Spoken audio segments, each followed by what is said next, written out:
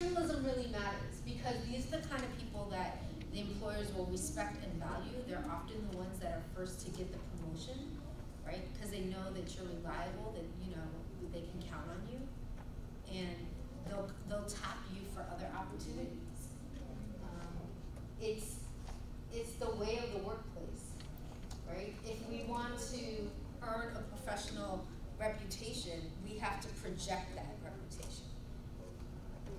And it's a double-edged sword at times too. I mean, I don't know, I've never worked with any company where it's like I was a great employee and I didn't get more put on me. And then I got more put on me, right? But then when the opportunity came for a promotion or a change, then I got those opportunities too. So you have to figure out like how much are you willing to take? And only you can assess that. You have to set your own boundaries. And I wish there was like a plan book, like if you do this, this, this, and this, it will turn out like this. But that's just not how the world works. So I'm just letting you know. In terms of keeping it classy with your professional dress, all right, you have to look the part. Right?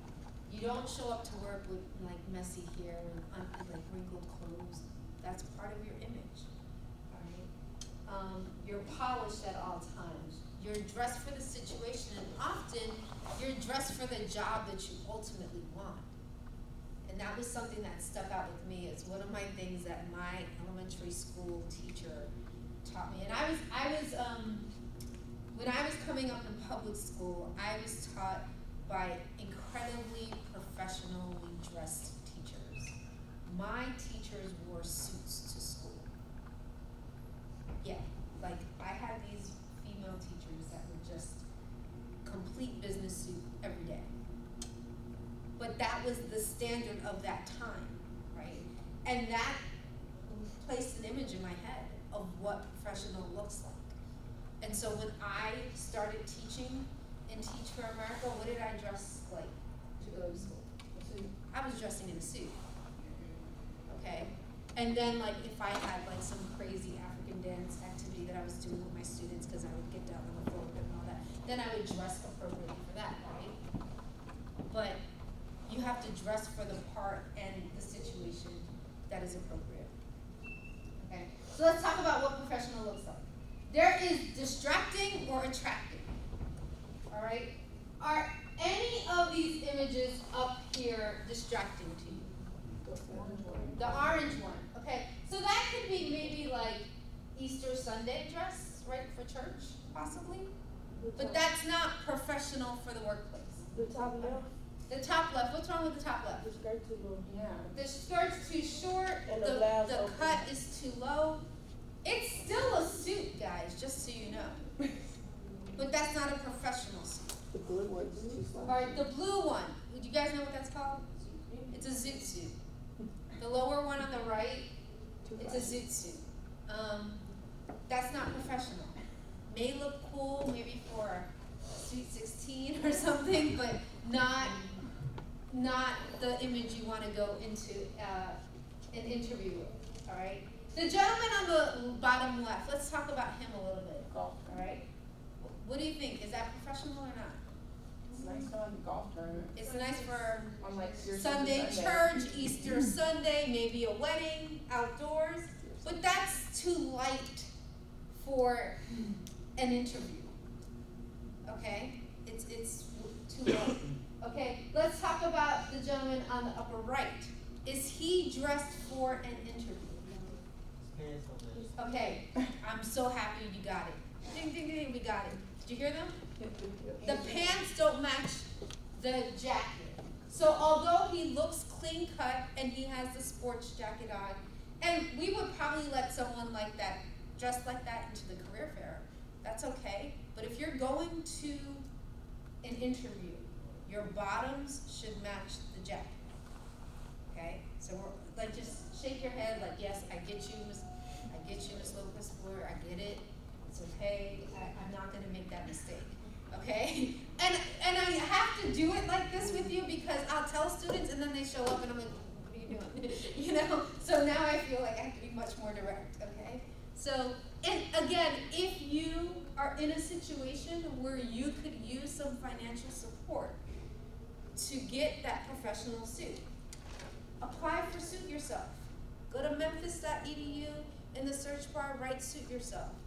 We will take you to JCPenney, okay? It's needs-based, and so if you do not present the need, they're not gonna give you that opportunity. But you will walk away with literally, we take you on the blue line. We actually hold your hand through this process, okay?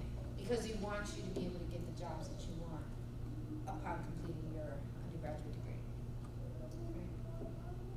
So, why dress professionally if I'm a student? Because this doesn't really apply to me. Why should I really try to look the part? Because you're dressing for the job you want. You're the face of the employer, the university, and the organization. And I talk about this on the IHG First Look trip. Like, that's why I'm really strict about what we wear on that trip, because we are trying to represent not only ourselves, our families, the University of Memphis, our school, Kemmons Wilson School, but in a lot of ways, even the city of Memphis, right? Because some people out there have an image of what the city of Memphis is like. And I'm all for debunking that myth. I'm all for saying, oh no, Memphis has what it takes. Like, pay attention to what we got, you know? And the image that we project can help do that. I hate that this is true. I wish it were different, but it's just a fact. Typically, the first judgment someone makes is based on your appearance. Think about it. Like, yeah, we want to live in a society where what you look like really doesn't matter. We don't live in that society yet. So, if dressing professionally can make all the difference in the world, right, in terms of whether or not someone wants to actually have a conversation with you, why not take care of that? Why allow that to be the barrier? You're kind of surrendering some power that you have by not dressing the part. Okay? So the first impression you make on someone is definitely the most important. Right? So let's talk about what professional dress looks like. And it is pretty scripted, especially for career services. All right. For men, it's a two-piece suit in black, navy, or charcoal. All right. And that's, again, matching blazers, matching bottoms. All right. A simple tie, not something too flashy with too much print or pattern. We're going pretty conservative.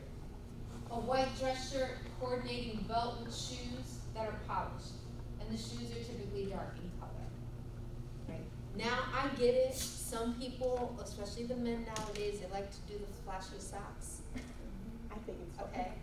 I know that's a thing right now. If you have a little bit of flash in your sock, I can live with it. Especially if the sock relates to the brand of the company that you're applying for. It pops. Right? I had a student who had really cool basketball socks. Okay, he actually had Grizzly socks, and he was applying for a job at the Grizzlies. Right? He told me, and it was quite comical.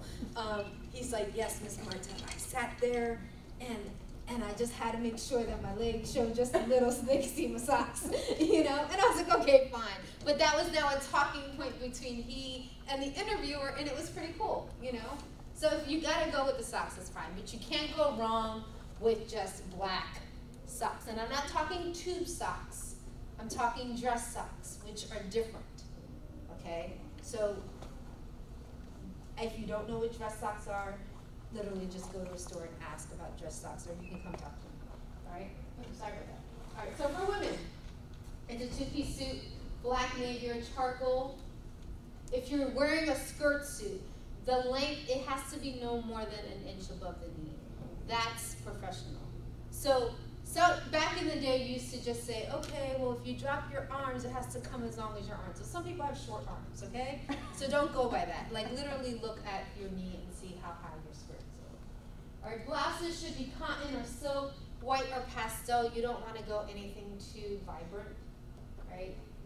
Heels, 1 to 2 inch, closed toe. So some people have really nice 1-inch heels, but they're strappy and open toe and all of that, and that's not professional, right? It's a closed toe shoe. And I know we live in Memphis, and it can get hot here sometimes, and you want to wear a issue. But if you're going for an interview, you want to look a certain part. Any questions on this? Because I know you think, oh my goodness, that's so boring. Right? It's so boring to dress that way. I'm sorry. I'm just telling you what the industry expectation is. I don't make up the rules. I just try to teach them and follow them. Okay? So what is business casual? These are examples of business casual, right? Like khakis or slacks, a button-down shirt or blouse, maybe a sweater, all right? Usually it is a collared shirt, but it's coordinated, all right? And this is a really interesting conversation, just so we're all on, so we know, to have with my art students, because what's casual in the art world is very different than what's casual in our industry here in hospitality. So again, when you think of the targeted resume, the targeted cover letter, the targeted image, in art, it's going to be different than what you guys are doing, which is business. All right, so be careful with the accessories. This is an example of what you should not do. Okay, emphasis on the not. It's way too much. It's too flashy. The nails are too long. It's too much bling. All right. So wear limited accessories, traditional tie, discreet and traditional jewelry. So usually on an interview you don't wear a dangling earring, so this is not appropriate for an interview. Okay. Calling myself out today. All right. Usually